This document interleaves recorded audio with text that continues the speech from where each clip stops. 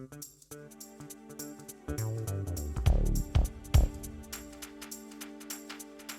everyone and welcome to FiST Chat, the vodcast that features discussions on the topics of film, science and technology. My name is Ben Warner and I'm joined once again on this nice Saturday morning with my good friend and colleague Steve Kern. How are we today, Steve? I'm good, thanks, Ben. Hello, FiST Chat fans. As always, it's great to be here. Absolutely. And this will be the first one. Well, obviously, we've been recording off iPhone for quite a few episodes now, and this one's the first one with iOS 7 installed. Nothing's gone wrong so far, but we'll see see if we get through to the end of it. Was a fairly smooth upgrade to it with the iPhone. The iPad's a tiny tad sluggish, the third gen iPad I've got, but it's not too bad. It still looks a little Fisher pricey with some of the icons, but it seems to be okay for the most part. So it's like getting a new device, maybe. Yeah, you can say that again. Absolutely. All right, before we get into our topics today, don't forget our website, FiSTChat.com. You can get all of our links there. You can subscribe to our audio via iTunes, SoundCloud, and our RSS feeds, and our videos on YouTube, Vimeo, and Digicosm TV. You can interact with us on Twitter, Google+, and Facebook, so I'd love to hear from you there. We've got our ebook, The FiST Report, at FistReport.com, available on Amazon, only 99 cents, and a good way to spend a Saturday afternoon reading if you've got not much else better to do. And we've also got our supplementary content, the weekly blogs, photography on Instagram and Flickr.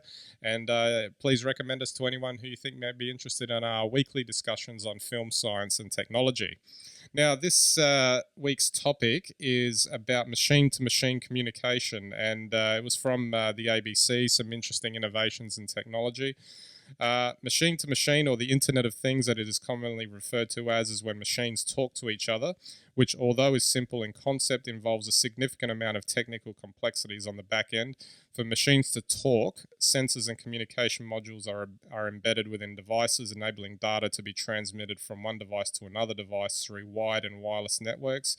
It is an intelligent solution comprising of a sensor, a communication module embedded in the machine identification module card, and requires sophisticated software which thereby enables devices to connect with each other through existing communication infrastructures and networks. Now, that's a mouthful, Ben. It definitely was, but just to sort of visualize it, they gave an example there of in that article on the ABC from for example, they could put a sensor on a tree in the Amazon rainforest, and if someone's illegally cutting the tree down, that sensor would send a communication to another device, which would then send it to another device, and then the proper authorities would be alerted that, say, a tree was being illegally logged in the rainforest. That was just one example that they gave, but the potential for this could be quite interesting in the sense that as long as it, I guess, works properly, there could be a lot of automation and speeding up of certain things, and also tasks that we don't necessarily have to worry about monitoring anymore. Yeah, well, we've spoken about this before, the whole multitude of platforms, the fact that your one brand of device doesn't necessarily talk to another brand of device when they could.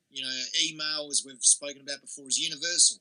So it doesn't matter what machine you're on, you can get an email, but or a phone call. But you can't necessarily just, communicate through, FaceTime to Skype, for instance. Yeah. So I think the big area where this really will have huge implications are in smart devices.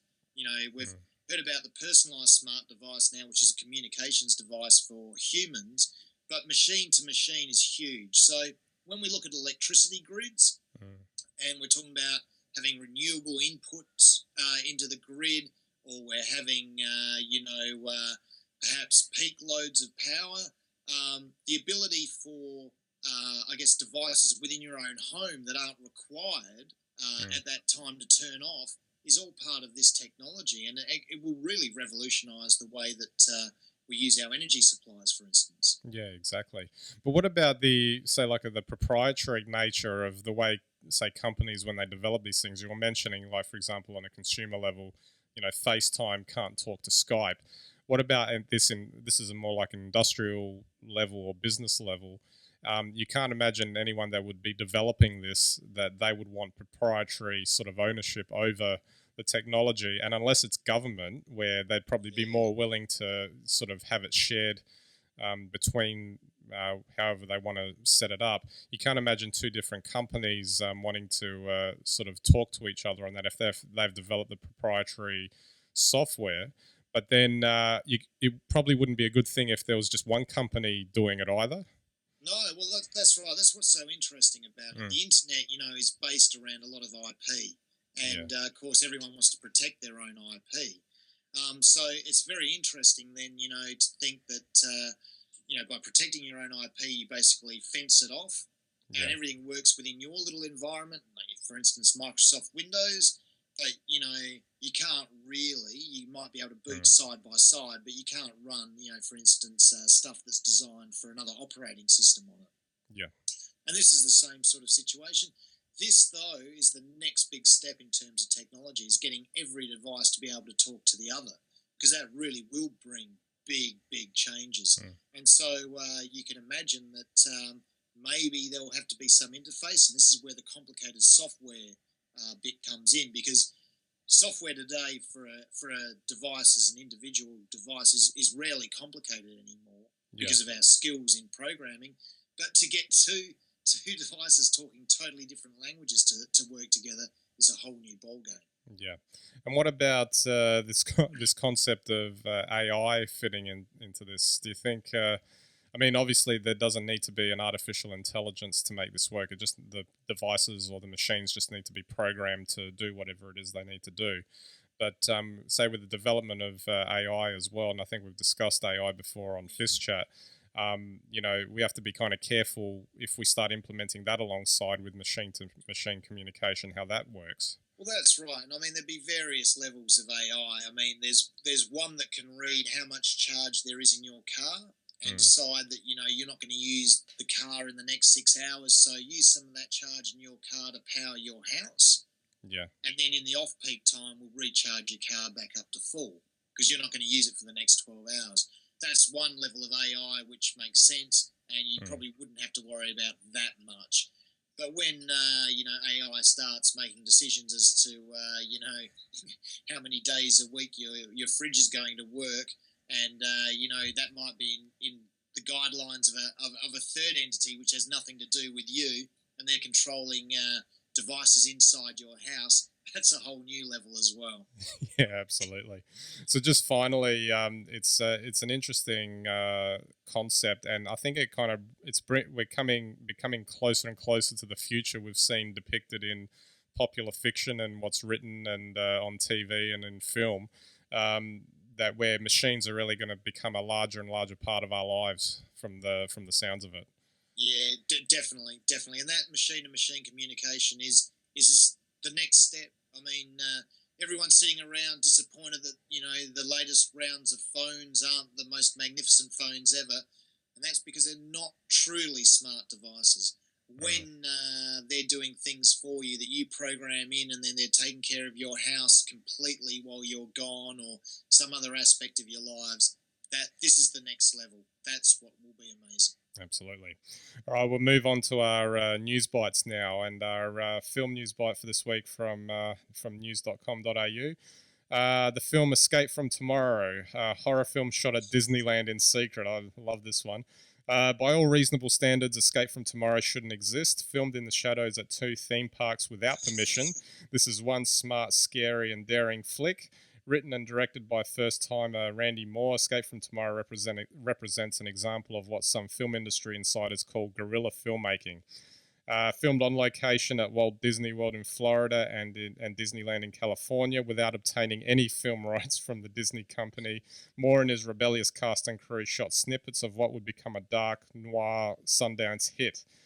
And of course, he's concerned about what Disney might do with it, but they did have a front-loaded disclaimer: the following motion picture has not been approved for all audiences by the Walt Disney Company.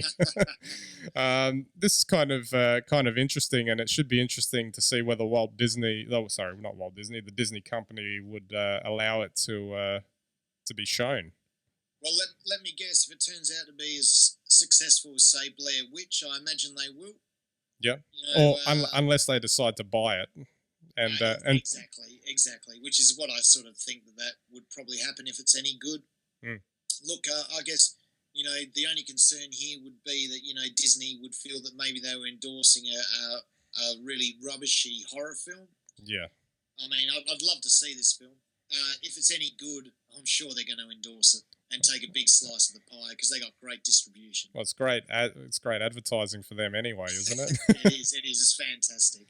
Alrighty, we'll move in onto our science news bite now. Origins of life found in smashing ice from discovery.com. Newsdiscovery.com. Comets and other icy celestial bodies have some basic building blocks for life, but it takes violent impacts to take them to the next level. Researchers created mixtures of water, ice, and light organic materials roughly based on what has been observed on comets and what is suspected to exist on the Saturn's moons. Then they shocked the ice by firing it with a steel projectile at very high interplanetary collision speeds, approaching 16,000 miles per hour. Interesting stuff, that one. But they kind of would have had the idea that that's how it was anyway, wouldn't they? And they're just trying to find an experiment to figure out how to make that work and to show it. Well, I mean, they've always known. So the very early Earth had enormous amounts of energy in the atmosphere, electrical storms, and it also had a very different atmospheric composition. There wasn't a lot of free oxygen, for instance. It certainly wasn't the environment that we know today. And because of all that energy, you sometimes need very high energy to create new molecules or new particles that form life. And so they're just looking at ways in which it could have happened. So one way is it could have happened naturally with the electrical energy and, basically some of the things that were happening with the Earth at that stage, which was very hot. That could create the energy to get two molecules together to create, an organic or life-based molecule. The other way, of course, is by the huge amount of energy released when a asteroid hits the planet. So that's the other way. And they've pretty much confirmed that that's probably how life would have started, whether it is by an asteroid or something on the planet, but it's that huge energy released to create these secondary molecules that then start self-replicating, and that's why we're all here. Oh, exactly. And that's another part of it, finding out where we came from and trying to explain that. That's right. Yeah. That's right.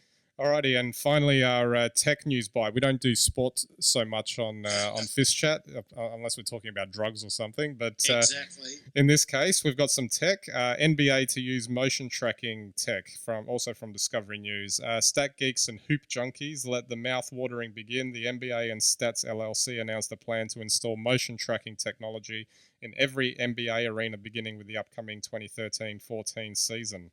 It's a platform that includes 6 cameras and exclusive software, which will be used by all 30 teams during gameplay to record and measure the movements of the ball and all players on the court. A continuous stream of data and innovative statistics will therefore be available, chronicling speed, distance, player separation, and ball possession for a deeper and more targeted analysis. Sounds good, and I'm sure it'd be useful for the teams also when they're reviewing their own matches and how they're playing. Would this be a bit too distracting? Maybe just from watching it, do we need to have all this stuff? Do you think? I don't know if it's any use at all to anyone watching it. But the interesting thing is Australian rules football, which is played on a court that's almost 200 yards long, that's very big, has been using GPS tracking. Yeah. Because the size of the field in Australian rules football was so large, the GPS would work. I imagine on a basketball court, the accuracy of GPS might not be so good. So from a sports science or from a team or a coaching position, maybe this will actually give them the accuracy, because a metre on a basketball court standing in the wrong spot could make all the difference, literally. So maybe that's what's behind it. It's very interesting, though. I mean, I would have thought that they would have used GPS, but when you think about it, maybe the court's so small that GPS isn't accurate enough, and this will be a step up. Yeah, sometimes I just wonder, though, at least from the point of view of the viewer, that sometimes too much technology and reviewing everything, contentious decisions by the umpire or whatever else, that sometimes this tech is a bit too invasive and they should just let it go. But I agree from the point of view of, say, personal improvement on for teams and players and things like that it could be quite useful. Yeah, look, I agree. I mean, I'd be very interested to see it in action, though. That sort of stuff's always interesting. Absolutely. All right, Steve, we might wrap it up there. So thanks again for the chat. Thanks, Ben. Thanks, FiST Chat fans. Look forward to seeing you again soon. Absolutely. So that's it for this episode. So we'll catch you next time.